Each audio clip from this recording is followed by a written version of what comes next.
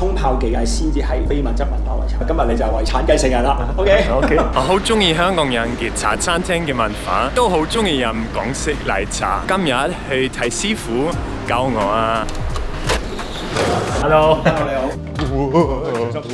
點解港式奶茶咁多年都好受歡迎？茶餐廳文化其實建立咗好多年，各個階層其實都有機會會走去茶餐廳度食下嘢。每間茶餐廳基本上都會有咖啡同奶茶，你飲緊茶，我飲緊茶，大家喺度傾偈，係一個聯繫。港式奶茶有幾重要啊？翻到德國可能你都可能想食鹹豬手或者係德國醬嘅。去完一個好長嘅旅行，有啲人翻嚟可能第一件事就係想飲翻杯熱奶茶。港式奶茶可以代表香港點樣？香港人嘅精神，其他國家嘅朋友嚟到好有興趣試雲吞麵啦、蛋撻、奶茶，代表咗香港係一個獨有嘅產物。我諗德國唔會有港式奶茶飲啊。冇，亞洲好多啲國家都會做佢哋自己嘅奶茶。港式奶茶有咩好特別？同我哋可能飲其他嘅茶唔同，要經過烹煮。咁我哋用嘅茶就私人家出產，用錫蘭紅茶啦。泰茶佢可能用一啲印度嘅出產亞薩姆啦。飲法亦都有唔同，泰茶就偏甜，港式奶茶最主要係提神。飲完之後你就會覺得充電嘅感覺。港式奶茶會唔會大 competition？風潮其實都係一陣陣，但係你睇下港式奶茶咁多年歷史，佢未必係最普及，冇咁世界性，但係扎根咗好多年。同珍珠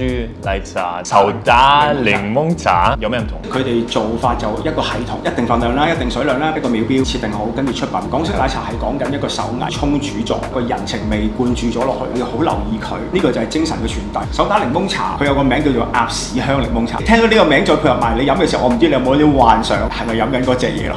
傳統新做法嘅奶茶，邊樣最緊要？華田奶茶啊、薄荷啊，令到個受眾接受。傳統上面我哋點樣加插一啲新元素？新一輩嘅人睇，原來呢樣嘢都可以有啲唔同。本身香港人咧係好急，唔會細味，反而係外國人去感受呢件事，睇法唔同。我哋係咪應該要檢討？點樣吸引後生仔？成個文化佢係向後倒退，後生未必有興趣做呢行，識呢樣嘢、明呢樣嘢嘅人越嚟越少。喺出面茶餐廳飲嘅奶茶質素麻麻地，連鎖通常都係可能用茶基出，飲落個人情味佢係薄咗。唔將呢樣嘢去宣揚或者保育嘅時候，慢慢就全部機器取代，先至走嚟話後悔。咁我唔想個文化係需要保育嘅時候，你要有人去真係教更多人認識呢件事。正宗嘅奶茶嘅存在價值就係可以用呢樣嘢牽連到好多人嘅心。你想同香港人講咩啊？其實香港係好需要我哋去支持，尤其是而家個經濟環境，得閒落多啲餐廳飲下奶茶咖啡，吹下水，等啲餐廳蓬勃翻啲，咁大家個面口就會好啲。你最中意飲咩傳統嘅香港飲品？